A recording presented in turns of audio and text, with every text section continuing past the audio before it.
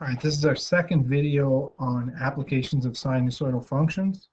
I'm going to let you try this roller coaster question, okay? And then you can check the solution in the Teams app under the Files tab. What I want to do is, though, before you attempt this one, okay, is I'm going to go through a similar problem with you called the spring problem. So in these questions, they differ from the ones we did yesterday because there is an H value. Yesterday there was no phase shift, or in the previous video, there was no phase shift, or the H value was 0. In today's video, there will be a phase shift, or there will be some horizontal translation. And I also want to show you this bad boy right here, okay? Yesterday we did some examples of solving for y when we were given x.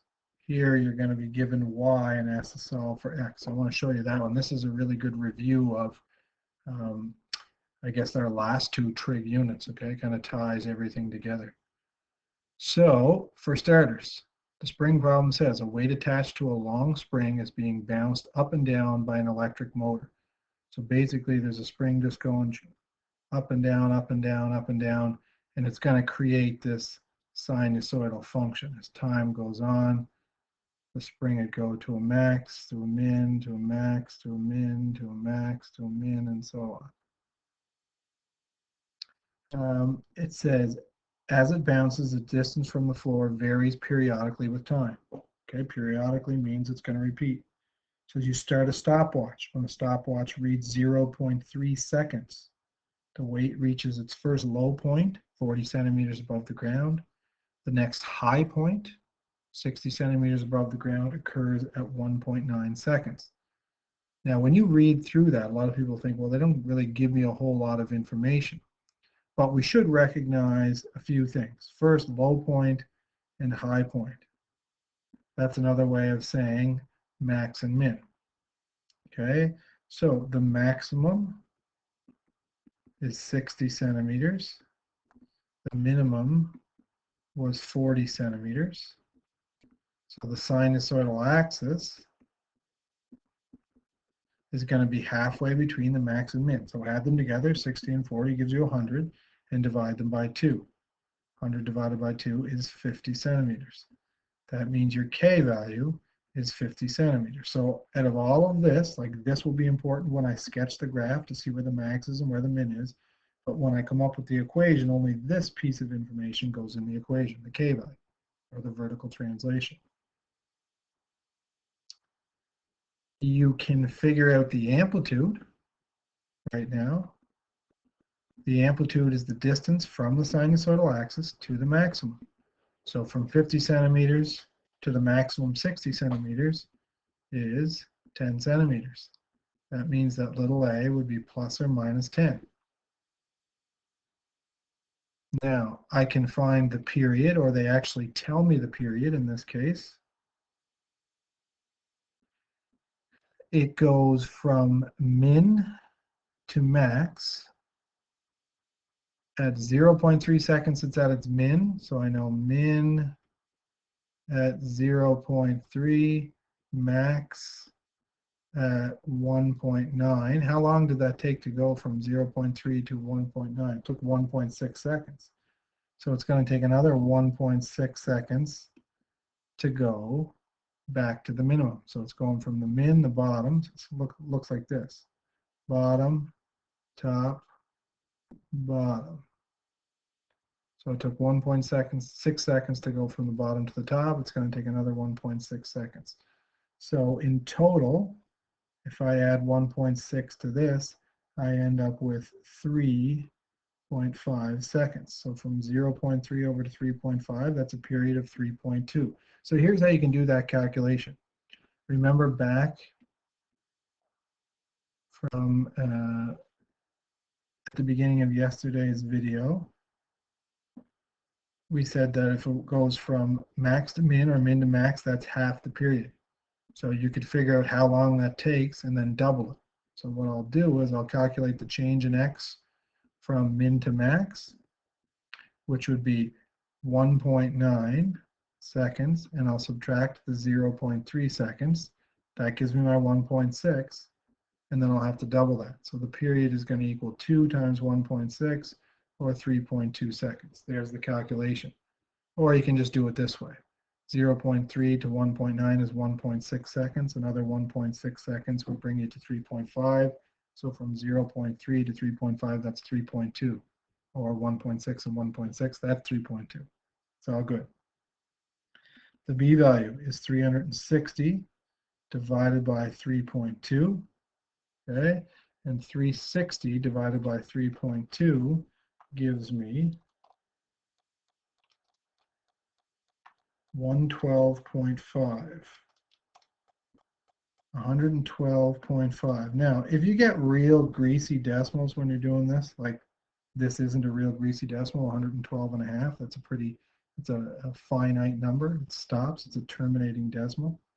So it's good to use the decimal 112.5. But if you get something that's repeating or doesn't work, I would leave it as a in fraction form perhaps. Because the more you round these, the less accurate your answer will be. It's not the end of the world, but it's good practice to kind of leave them as fractions in simplest form. So I've got my A value, my K value, my B value. All I need now is my H value.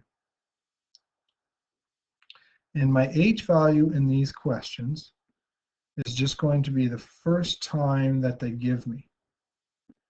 So when the stopwatch reads 0.3 seconds, I don't know what's happening between 0 seconds and 0.3 seconds. I don't know where the spring is. I do know, however, that when it's at 0.3 seconds, it's at its low point. So H would be 0.3. And now I can make a sketch of the curve. So it's asking me to do the sketch first. So once I have all this information, you can make the equation or the sketch. Doesn't matter which one you do first. Since they asked for the sketch first, let's do the sketch first. So part A, all right? I'm going to take the period, which is 3.2 seconds. So it's time in seconds on the x-axis, and it is height in centimeters on the y-axis. I'm going to take the period, which is 3.2 seconds, and I'm going to divide it by 4, which would give me 0.8. Sorry. I got to start at 0.3 seconds, and then I'm going to count by 0.8. All right, so I'll put a little break in the graph. As I said, I don't know what's happening between 0 and 0.3. 0.3, that was the phase shift. So I'm just going to start there. Notice I put like a little lightning bolt, a little slash through this to show that it's a break in the curve. All right, I'm not looking in between there. So at 0.3, from here, I'm going to count by 0.8. So the period is 3.2. I'm going to take 3.2 and divide by 4 to get 0.8. Now it's important that you put the first time on and then you count by 0.8. Don't go 0.8, 1.6, and so on. I'll show you why. 0.3 and plus 0.8 would give me 1.1. And then 1.1 plus 0.8 would give me 1.9. Plus 1.8 would give me, plus 0.8 would give me 2.7. Plus another 0.8 would give me 3.5. Okay, there's my times on the x-axis, time in seconds. On the y-axis, you can count by tens. These are nice, like you could just put the 40, 50, and 60 on there, but it's no big deal to count by tens, 10, 20, 30, 40, 50, and 60.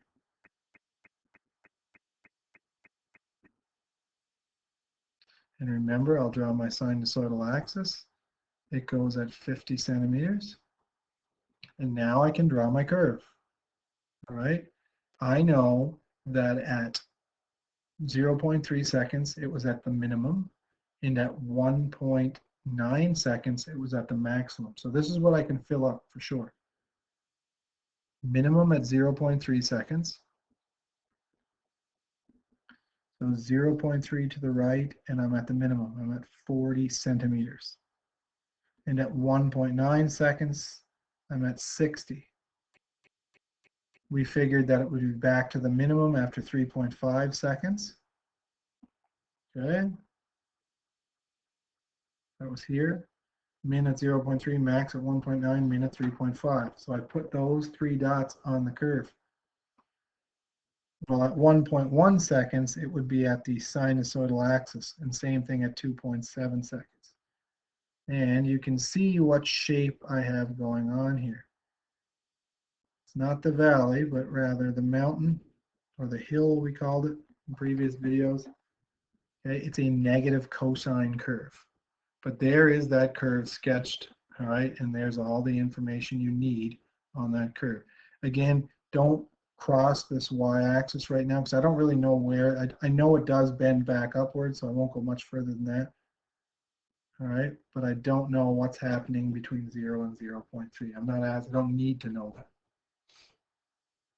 Part B, it wants me to write an equation expressing the distance above the ground in terms of the number of seconds the stopwatch reads. So height versus time. So this function could be modeled. I know A would be a -10 because it is a negative cosine curve. So for part B, I will say the following. Y equals -10 cosine. I'm going to open a bracket. I'm going to put my B value, which was 112.5. I'm going to open another bracket. I'm going to use X. You could use T for time, all right? And you could use H for Y instead of Y because it's height versus time. But I'm going to subtract my H value, which was 0.3. I'm going to close the brackets twice, and then I'm going to add my K value, which was 50. Okay, -10 because it's a negative cosine curve. Check it out. +10 if it would have started at max and went to min. B is 112.5, H is 0.3, K is 50. So we're all good there. There's part B done. Now for part C, and again, this is kind of like the ultimate question for this unit. It says, when is the mass 43.75 meters high? So they are telling me to solve for X, to solve for the time, when Y equals 43.75. So this is the Y value.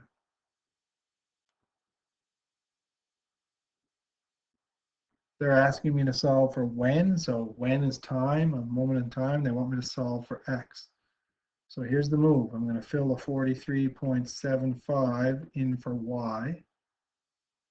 Remember, when you fill the X value in, it's pretty straightforward. You can just pump it all into your calculator and away you go.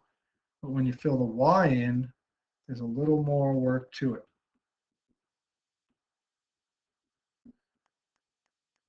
Okay, think about what you're trying to do. You're trying to get the X by itself. So the first couple moves are pretty obvious. I'm going to subtract 50 from both sides. That would give me a -6.25 equal to -10 cos 1112.5, sorry, 112.5 x minus 0.3. Then I'm going to divide both sides by -10. A negative divided by a negative is a positive, 0.625. And over here, I'm going to have the cosine of 112.5 times x minus 0.3. Okay, so this is where it starts to get a little tricky. You cannot just divide by cosine. We talked about this in an earlier video. Okay, to get rid of this cosine, I'm actually going to take the inverse cosine of 0.625. And I'll take the inverse cosine of this side, which would just leave 112.5 times x minus 0.3. Okay, now we got to be careful.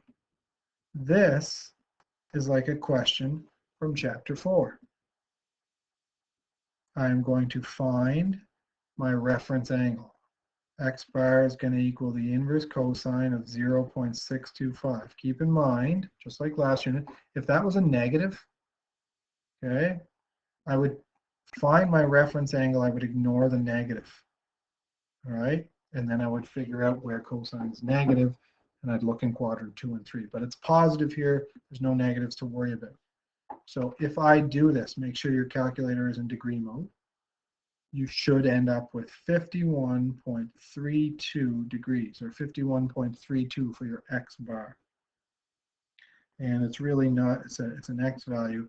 We're actually talking about time in seconds along the X axis in this question. But that is my reference angle.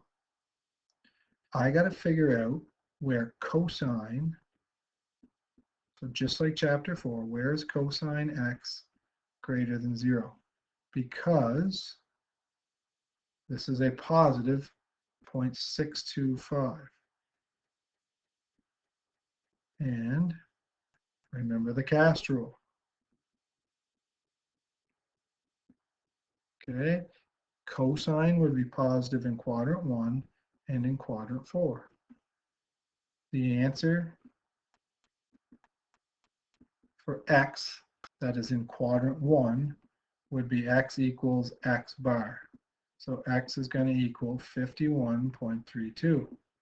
In quadrant 4, the formula looks like this. It's 360 minus X bar. So X is going to equal 360 minus 51.32. That gives me 308.68. Okay, so there's two possible situations, two possible angles or values of X that would solve that have a cosine value equal to 0.625. And I should say that there's two possible angles between 0 and 360 that solve that. There's a ton of them. There's an infinite number of them in total. So here's what happens. I have two separate equations now.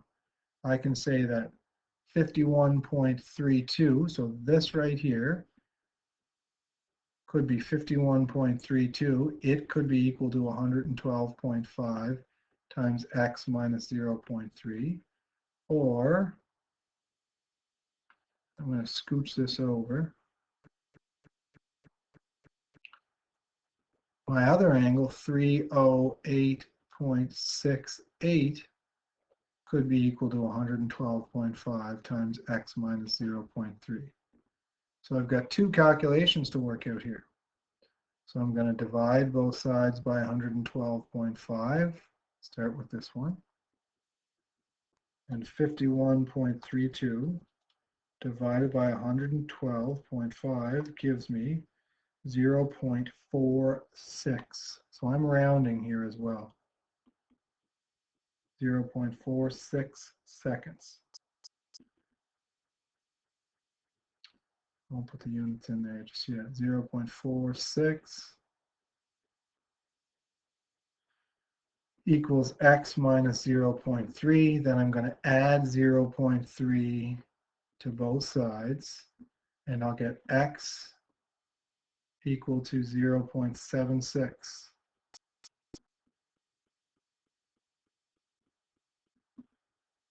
Okay, X equals 0.76.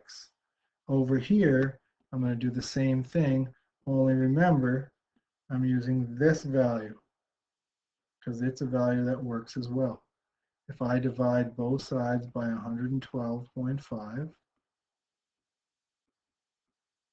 308.68 divided by 112.5 gives me 2.74. 2.74 equals X minus 0.3. I'm going to add 0.3, and that would give me 3.04 seconds equal to X. Now, keep this in mind. This pattern would repeat with whatever the period is. What was the period of this curve? The period was 3.2 seconds. Okay, so if I want a general solution for all of the answers, for all of the times in this case, that would have a height of 43.75 centimeters, I would take this value, 0.76, and I'm going to add 3.2 times n, where n belongs to the natural numbers. Okay? There is my general solution. So it's not just 0.76 seconds, it's anything that's, I guess, coterminal. I don't want to say coterminal. It's anything that also would follow that period. So this right here is the period. Because remember, these curves repeat. So it would be at a height of 43.75 centimeters at 0.76 seconds, but then it would be back there in 3.2 seconds, and again in 6.4 seconds, and again in 9.6 seconds, and so on. So the other solution would be 3.04 plus or minus 3.2 times n, where n belongs to the natural numbers. And again, I'm using 3.2 because that is the period of this sinusoidal function. Right? If the period was 9.8 or something, I'd put 9.8 in there. And I put 3.14, not 3.04, but you get the point. 3.04 plus or minus 3.2 times n, where n belongs to the natural numbers. And those are your solutions. That is a general solution. Anything that follows that period. So here it is in full screen. I'm going to get you to try this question. All right. Now on this one, you don't have to find, they're giving you the x value and they're asking you to solve for y. So you don't have to worry about doing like I did here in this part C. I'll do one more video of one of these questions, and that'll be it for this unit. So give this one a try, and then you can work on some of the review sheets. The solution to this is in the Teams app.